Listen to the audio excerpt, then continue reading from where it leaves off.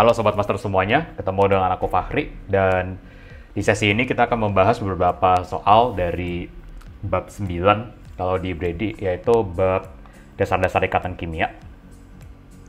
Oke, jadi aku akan langsung mulai aja ya, tulis judulnya.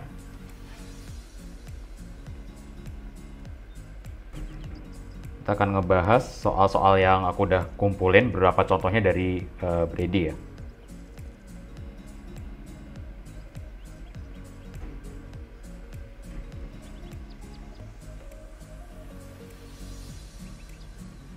Jadi bisa untuk pembahasannya bisa simak di whiteboard ini aja.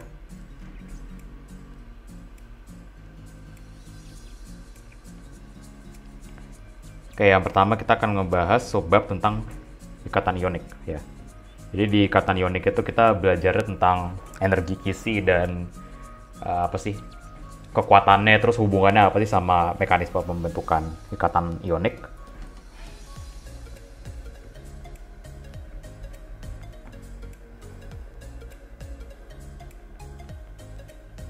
Di soal yang pertama nih, kok ada soal review question dari Brady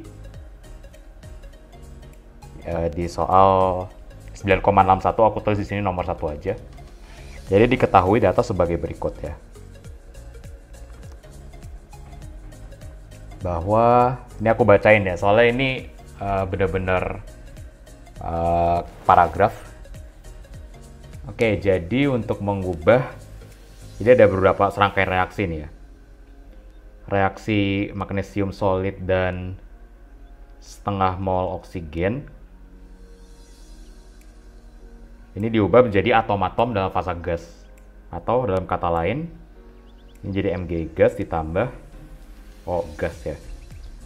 Kalau magnesium diubah jadi gas ya tinggal menyublim aja istilahnya, kan dari solid ke gas. Kalau oksigen ya tadi diatomik jadi monoatomik.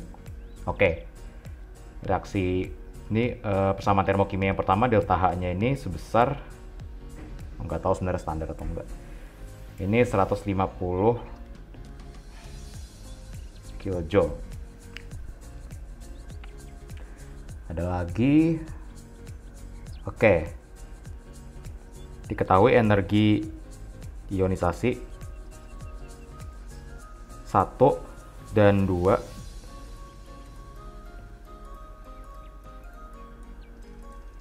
dari Mg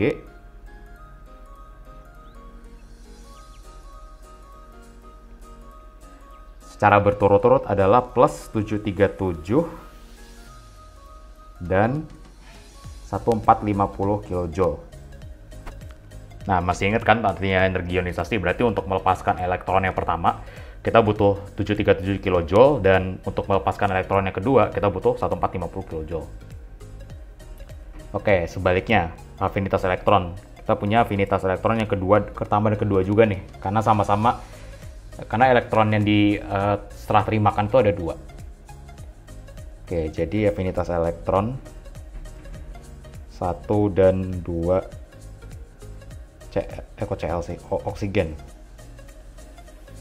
Ini nilainya minus 141 dan plus 844 kJ. Jadi penting ya ditulisin ditulisin tanda positif negatifnya ya, karena nggak semua untuk reaksi afinitas nih, nggak semuanya dia itu eksoterm. Oke, terus kita tahu juga delta HF dari, oke ini mungkin reaksi standar semua ya. Delta HF dari MgO itu sendiri padatannya itu sebesar minus 602 kJ per mol. Nah, yang ditanya apa atau yang diminta? Di sini katanya suruh ngebuat diagram entalpi untuk garam ini. Kalau di buku Brady edisi 6 itu sama kayak figure, kayak gambar 9,4. Tapi bilang aja di sini diagram entalpi pembentukan ionik ya. Jadi ini mekanisme lengkapnya secara ionik itu. Lalu seberapa beda sih energi kisi di sini tuh dengan energi kisinya NaCl. Jadi bagaimana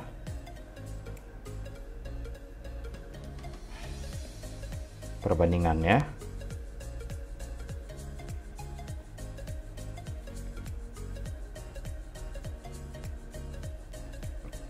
dengan, jadi gimana kalau dia dibandingkan dengan NaCl, energi kisinya. Sebenarnya dari sini udah jelas petunjuk ya Pak, dengan diagram energi itu kita bisa menentukan energi kisinya. Oke, kita langsung aja jawab. Yang pertama itu adalah kita susun dulu energi kisinya bagaimana. Susun diagram energi maksudnya.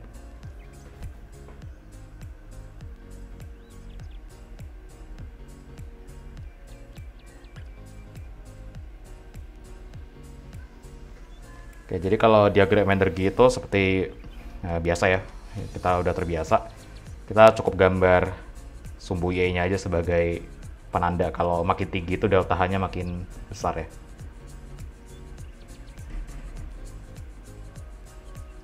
Nah, dari sini kita tinggal gambar aja masing-masing spesies yang terlibat dan reaksinya apa aja. Oke, jadi yang pertama kita punya energi atomisasi ya. Ini kan entalpinya positif, jadi kita gambar titik awalnya ya. Lebih tepatnya garis kali ya. Mungkin garis awalnya kita gambar di sini aja. Ini garisnya kurang panjang.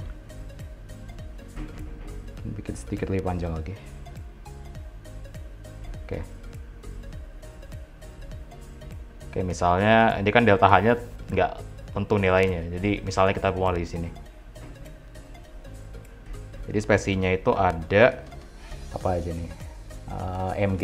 Mg solid tambah setengah oksigen gas.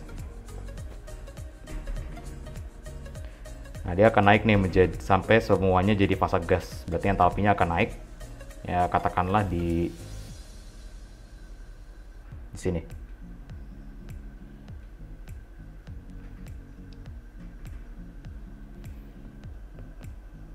Mg gas ditambah O gas. Terserah sih mau di mana bikinnya, asalkan kalian bikinnya itu apa sih? Skalanya nggak penting, nggak usah tepat-tepat banget, asalkan proporsional aja. Kalau dia ternyata kalau lihat dari angkanya kira-kira jauh lebih gede ya bikinnya jauh di atas gitu, dan sebaliknya. Nah, habis itu kita bikin selanjutnya ada energi ionisasi 1 dan 2. Nah, ini kayaknya kurang, ini bikin lebih rapat dikit ya. Oke. Energi ionisasi pertama dan kedua ini grafiknya bakal perlu ke atas lagi nih. Katakanlah di sini ya.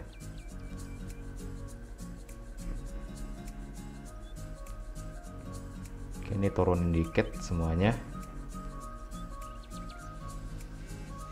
Ups, kelewat MG-nya.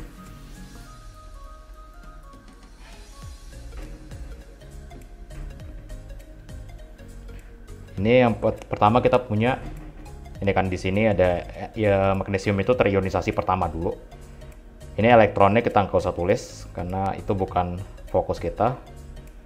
Ini terus energi ionisasi kedua lanjut ya, jadi Mg2+ gas ditambah oksigen gas. Terus bikin arah panahnya deh.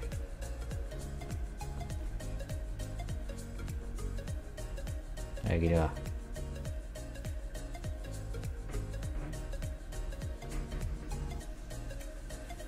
Ini terserah kalian ya mau letak horizontalnya itu di mana di sumbu X gitu. Yang penting ya kan, ya penting itu ini kan.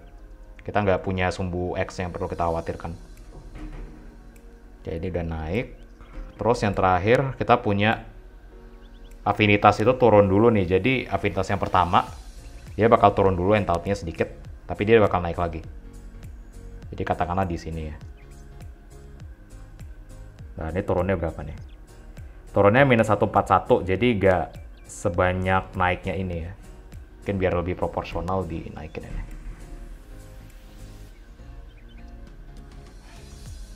Karena energi ionisasi cukup besar kan dibandingin sama yang ini, hampir 2 kali lipatnya.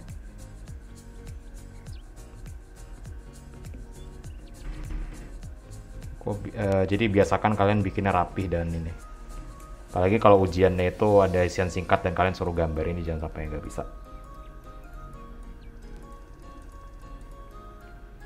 Oke, habis ini energinya bakal turun dulu karena di afinitas pertama ion oksigen ya. Jadi di sini kita punya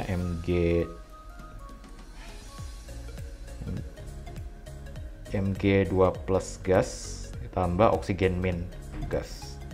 Nah, ini bakal naik lagi sebesar 844, berarti di tengah sini lah.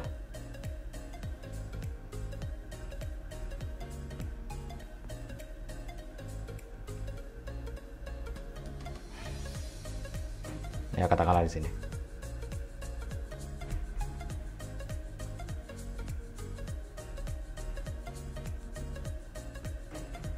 Ini Mg2 plus gas tambah O2 min gas. Oke, dari sini ini kan udah jadi ion-ionnya dalam fasa gas ya. Emang dari sini kita bisa langsung turun untuk pembentukan kisinya ya. Yaitu pembentukan senyawa-ionnya sendiri dari ion-ionnya dalam fasa gas. Ini kan untuk MgO sendiri kan ion-ionnya ya Mg2 plus dan O2 min kan. Nah, karena kita tahu ini entalpinya negatif untuk pembentukannya, berarti kita punya di paling bawah itu di sini lah katakanlah. Di sini kita punya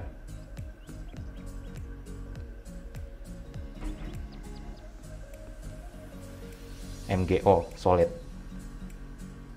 Ini turun dari sini.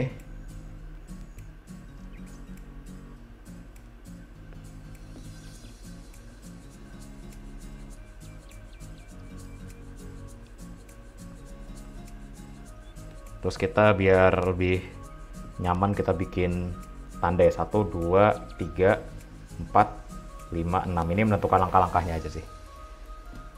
Oke, jadi kita punya entalpi diagram kisinya itu seperti itu. Sudah selesai. Jadi kalau diminta diagram kisi ya lengkapnya kayak gini. Nanti tinggal dikasih keterangannya aja. Misalnya kalian gambar itu nggak mau terlalu boros-boros, kalian tinggal kasih keterangannya aja di setiap langkah nomor ini, entalpinya itu berapa nilainya. Oke. Selanjutnya kita perlu apa nih? Habis diagram energi. Oke, jadi dari sini kita perlu hitung energi kisinya berapa.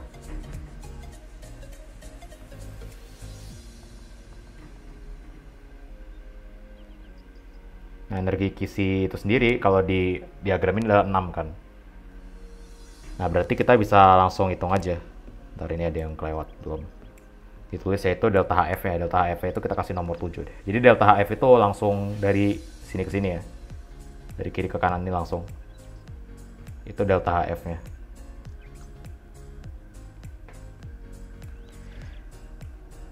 Oke, jadi untuk menghitung energi kisi ya tinggal di total aja semua nilai ininya pakai hukum Hess.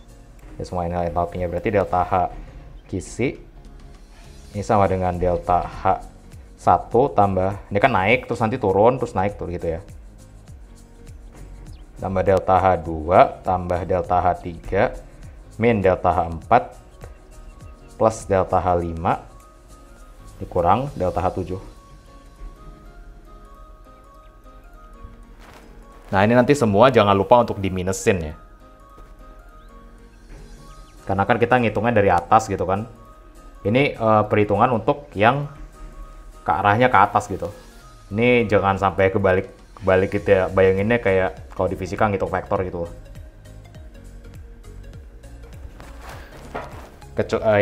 Aku ngerasa ini lebih gampang daripada semuanya udah dibalik duluan jadi negatif gitu loh. Jadi kita langsung hitung aja delta H1 itu berapa di sini tadi.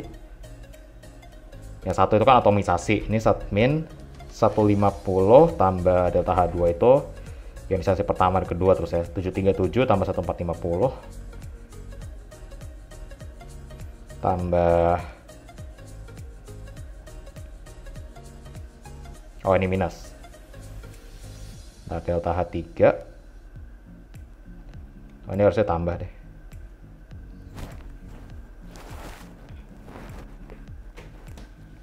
Tetap minus soalnya kan acuannya ke atas ya. Oke, jangan bingung dulu. Delta H3 tambah delta H4 dikurangi delta H4, karena delta H4 itu nilainya negatif, berarti kita jadi positif ya.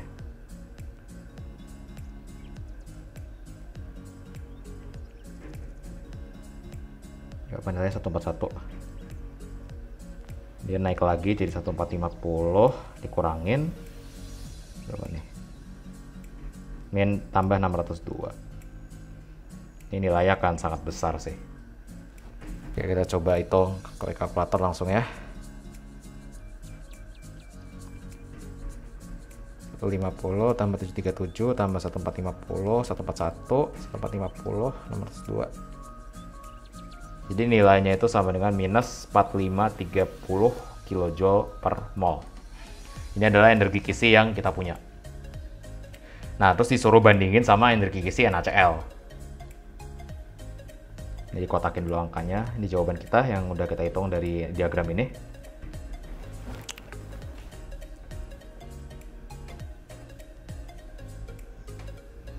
Nah, dari sini kita hitung sekarang. Kalau dari buku ya, kalau dari contoh, maksudnya yang udah diterangin di buku itu, lihat dulu contohnya. Kan di Brady itu kan dikasih contoh cara ngerjain itu pakai energi kisi NaCl. Jadi kita bandingkan dengan NaCl.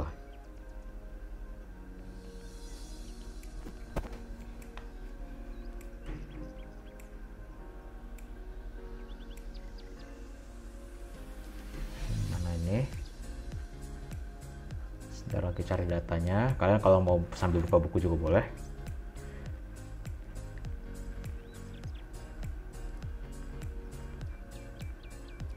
Oke, jadi katanya energi kisi dari NaCl itu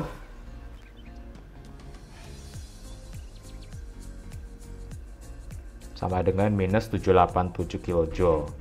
Sedangkan kita punya energi delta H kisi dari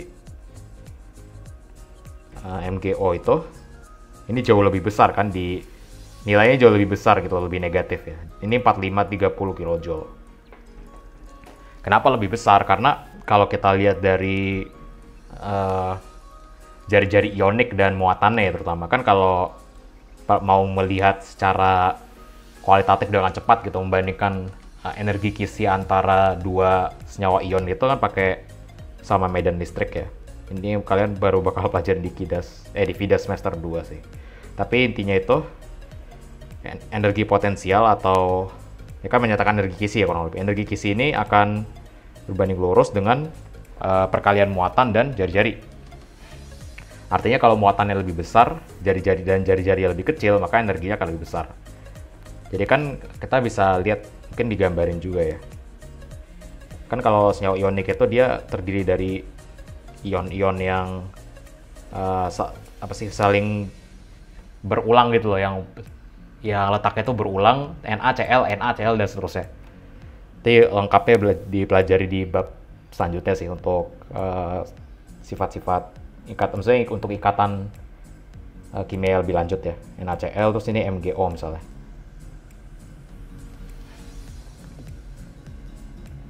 Nah, sebenarnya kalau dari jari-jarinya nih kita lihat bahwa Mg itu kan letaknya di golongan 2A kan. Pasti ionnya itu lebih kecil karena dia melepas 2 elektron. Nah, itu lagi kan karena elektron dilepas lebih banyak, makanya muatannya itu akan lebih besar. Jadi selain faktor jari-jarinya, jari-jari ionnya ya, jadi jarak dari nukleus masing-masing ke ininya ya, ke ikatannya gitu. Selain karena R1 lebih besar R2, muatan antara ini juga lebih besar gitu. Ini menjelaskan kenapa magnesium oksida itu gede banget energi kisi ya. Lihat juga kan dari diagram energinya bahwa magnesium aja dia perlu diionisasi 2 kali dan energinya itu masing-masing besar sekali kan. Untuk energi ionisasi kedua aja ini udah lebih besar dari energi kisinya NaCl gitu loh. Kelihatan kan.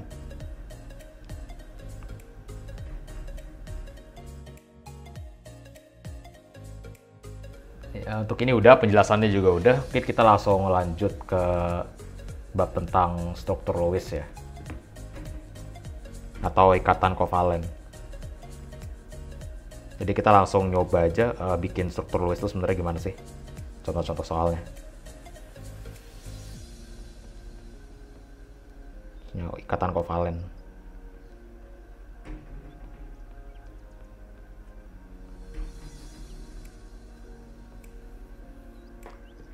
Sambil nyari soalnya dulu.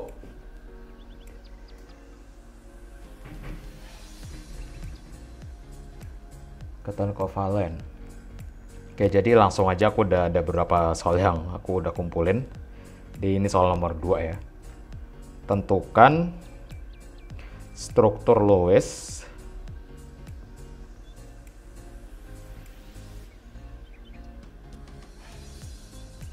dari senyawa-senyawa di bawah ini. Jadi kalian struktur Lewis ini ada yang satu CH2Cl2, selanjutnya ada NH3, lalu ada SO2,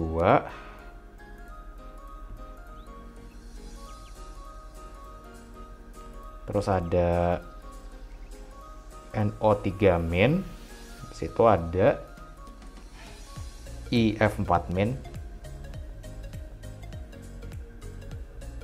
Dan yang terakhir adalah H2PO4-.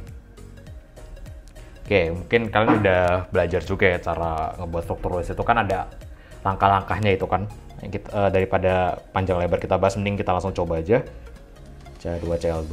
Jadi kita cari atom yang paling tidak elektronegatif di sini tuh adalah karbon harusnya. Sebenarnya hidrogen, tapi karbon itu cuma ada satu dan kita boleh nebak bahwa karbon itu di tengah. Untuk apa sih cara nebak posisi segala macam tuh itu bisa kalian latih dari pengalaman dan latihan soalnya. Pokoknya banyak-banyak dicoba aja. Nah, terus ada hidrogen 2 sama Cl-nya 2. Ya udah kita langsung tepatin di tepi-tepinya. Karbon itu kan elektrovalensinya 4. Berarti H-nya ada 2, Cl-nya ada 2. Masing-masing itu bisa memberikan 1 elektron untuk dipakai berikatan. Ya udah, berarti kita bisa gambar karbon itu menyumbang 1, masing-masing yang ngeliling itu nyumbangi 1. Dua elektron itu digabung jadi 1 ikatan kovalen. Ya udah, kita bisa langsung gambar seperti ini. Selesai. Nggak susah harusnya. Yang agak ini lagi adalah NH3. Jadi udah jelas nitrogen itu di pusat dikelilingi sama hidrogen. Nitrogen itu kan dia golongan 5A, elektron valensi ada 5. Berarti dia butuh 3 elektron lagi untuk bisa oktet. Nah, tapi hidrogennya cuma ada 3 gitu. Nah, berarti agar dia oktet juga, kita harus mengikatkan 1 elektron di masing-masing hidrogen itu dengan 1 elektron di nitrogen ya masing-masing. Jadi 1, 2, 3. Nah, ini kan untuk baru ada 3 elektron valensi yang kepake. Sisanya ada 2, itu jadi ikatan pasangan elektron bebas atau PEB. Aku tak kasih tanda yang beda ya, warna merah ini. Jadi seperti itu, udah selesai. Oke, untuk SO2 nih, kita mulai masuk. Ini aku kasih dulu ya, jadi SO2 ini bakal ada ikatan rangkap. Jadi pusatnya ada sulfur dan oksigen. Nah, ingat juga bahwa semua unsur yang ada di bawah periode 2 itu boleh melanggar kaidah oktet ya. Jadi dia boleh lebih dari 8 elektron valensi. Ya, apalagi kalau strukturnya itu udah mepet gitu, kalian nggak bisa nemu apalagi nih kemungkinan strukturnya. Terutama di contoh ini, sulfur dan oksigen itu sama-sama di golongan 6A. Tapi oksigen itu periode 2 dan sulfur periode 3. Berarti yang boleh tidak oktet itu di sini adalah sulfur. Masing-masing ada 6 elektron valensi, mungkin digambar. Kita coba gambar 1 ikatan dulu deh. Jadi masing-masing menyumbang 1 elektron ya. Sulfur itu masih ada ikat yang bebas, itu ada ini ya. Kita bikin gini dulu deh, PEB-nya dulu. Kita coba bikin 1 ikatan ya. Tapi kan ada 1 elektron yang belum berikatan tuh masing-masing untuk atom oksigen. Karena 1, 2, 3, 4, 5, 6. Nah, agar elektron yang sisanya itu berikatan, kita perlu bikin ikatan rangkap nih. Gimana caranya? Jadi, aku atasin dulu. Kita pindahin 1 elektron yang ada di sini sama 1 elektron yang bebas yang ada di sulfur yang belum berikatan. Jadi kita nggak bentuk 1 ikatan rangkap. Ini ya. Ini juga. Nah, ini dihasilkan struktur Lewis yang seperti ini ya lebih tepatnya. Sulfurnya di tengah, terus berikatan rangkap. Dan masing-masing itu punya Berapa elektron bebas ya? Sulfur punya 1, oksigen ada 2 harusnya. Nah gini. Ini contoh buat senyawa yang punya ikatan rangkap. Mungkin contoh-contoh lain yang ada rangkap 3-nya juga untuk sesi lain bisa kita coba. Terus sekarang kita lanjut ke senyawa yang sifatnya ionik ya. Jadi ini ion nitrat. Yang kalau kalian familiar dengan asam nitrat ya, ini anionnya. Kita sekarang bikin struktur Lewis-nya, tapi oke, jadi mirip-mirip sama NH3 karena atom nitrogen itu dikelilingi oleh 3 atom. Nah, cuman masalahnya oksigen itu kan butuh 2 elektron lagi agar bisa jadi oktet ya. Dan sedangkan nitrogen itu dia butuh 3 lagi. Oke. Gimana ngerangkainya? Kalau ada 3 itu, ini ada aturan yang nggak tertulis juga di buku ya. Jadi bikin struktur yang simetris dulu. Kalau simetris yang ada 3 atom melebihi 1 atom ya bikin aja kayak gini. Oksigennya rata keliling semua gitu. Nah, terus kita coba bikin 1 ikatan dulu deh. 1 ikatan tunggal berarti nitrogen masing-masing bisa ngasih 1 elektron, terus ada elektron bebasnya sini kan ya, sama. Nah, cuman oksigennya itu masih kurang nih. Dia masih ada 1 elektron yang belum bisa berikatan masing-masing.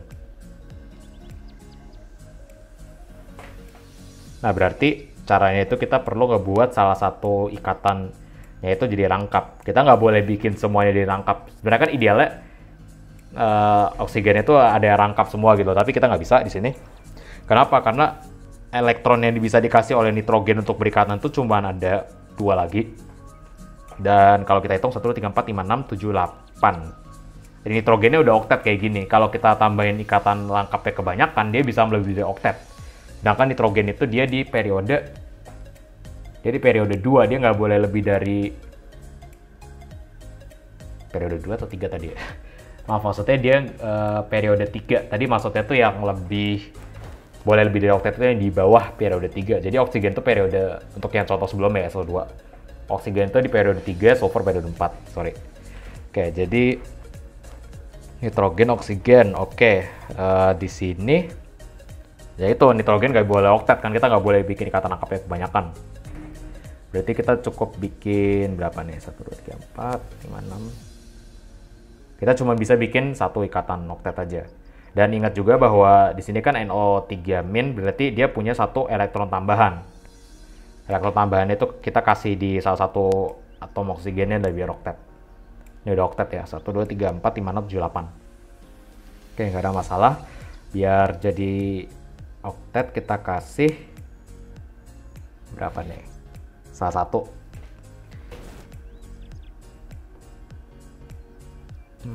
Salah 1 bikin jadi ikatan rangkap ya.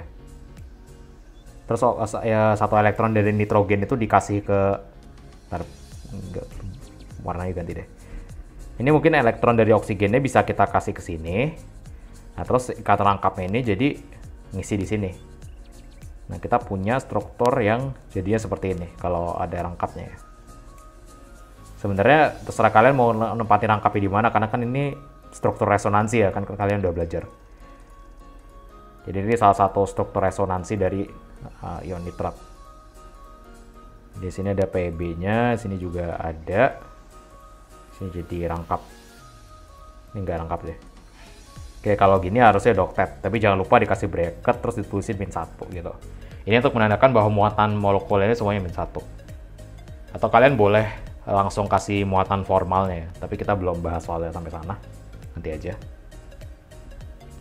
Selanjutnya ada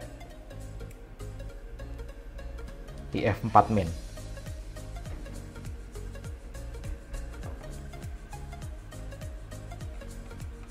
Sebentar. Mau lihat contohnya dulu, yang lain.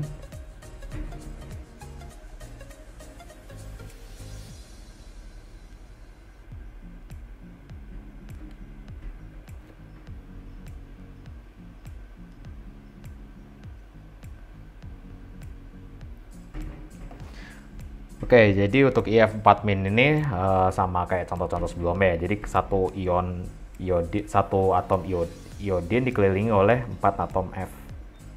Nah, di sini kita punya bonus 1 elektron nih. Dan fluorin itu kan dia ada periode 2 atau 3 ya. Ya pokoknya dia gak bisa oktet. Periode 2 atau 3 sih. Apa periode? Oke, periode 3. Jadi dia nggak bisa lebih dari oktet. Periode 2. Agak susah gambarnya soalnya lihat Brady yang 3 dimensi. Tadi tuh bingung antara periode 2 sama periode 3 mana yang lebih dari oktet. Pokoknya tuh yang dari pertama periode 2, tadi kok nyebutnya periode 3. Salah lagi.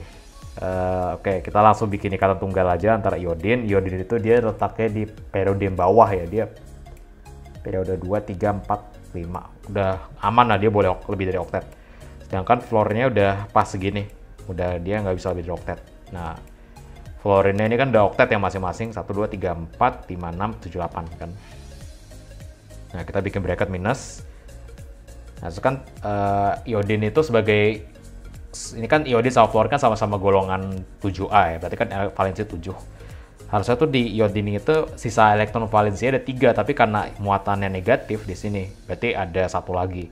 Makanya di ion, bukan di unsur iodinnya ini kita bisa bikin 2 pasangan elektron bebas. Bikin aja di sini. Gitu. Ini untuk IF4- terakhir. Kita ada H2PO4-. Ini sedikit lebih kompleks ya, kita harus lebih memperhatikan letak penempatan atom-atomnya loh. Kalau tadi kan gampang aja, jadi ada satu yang jelas-jelas pusat, ada satu yang ngelilingin lagi yang lain gitu loh. Tapi kalau di sini tuh nggak selalu, maksudnya nggak langsung ketemu gitu loh, kan belum tentu dia ini kayak gini kan. Terus ada oksigen gitu, nggak bisa ngasal gitu. Jadi struktur Lewis itu bukan selamanya dan berarti satu atom dikelilingi sama atom lain, nggak gitu. Apalagi kalau kalian udah belajar kimia organik, ntar bikin rantai macam-macam. Oke, jadi kalau di sini tuh tebakannya pasti fosfor di pusat dan dikelilingi oleh atom oksigen kan. Berarti ada 4 oksigennya. Nah, hidrogennya itu taruh di mana? Nah, yang jelas itu harusnya nggak mungkin diletakin di fosfor nih, walaupun fosfor udah boleh oktet, tapi nanti jadi kacau lah, kalian nggak bakal nemu, percaya aja. Jadi harusnya hidrogen itu diletakkan di salah satu oksigennya ya, terserah mau di mana sih. Katakanlah di yang berlawanannya. Oke, sekarang kita bikin ikatan tunggal dulu, oksigen, fosfor, gini kan ya. Oksigen fosfor, oksigen hidrogen. Untuk oksigennya di sini sama oksigennya di tepi, yang ikatan sama hidrogen harusnya nggak masalah, ini udah langsung oktet.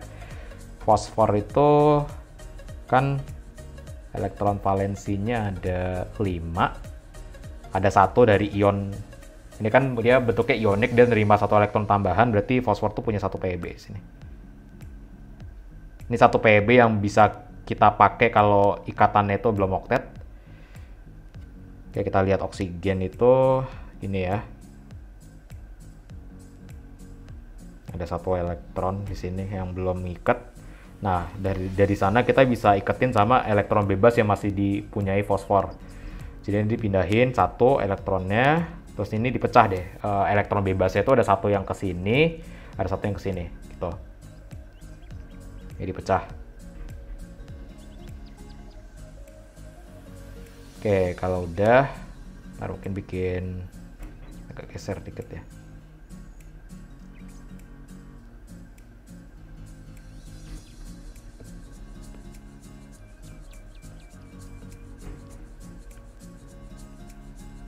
Ini -1. Nanti strukturnya bakal jadi kayak gini. Ini H, O, kurang lebar jaraknya.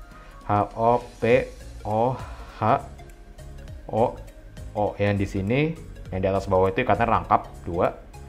Sini tunggal semua, kanan kirinya. Terus kita bikin PB-nya. Sekarang fosfor tuh nggak ada PB-nya, dan ini elektronnya valensinya jadi 10, dia boleh lebih dari oktet.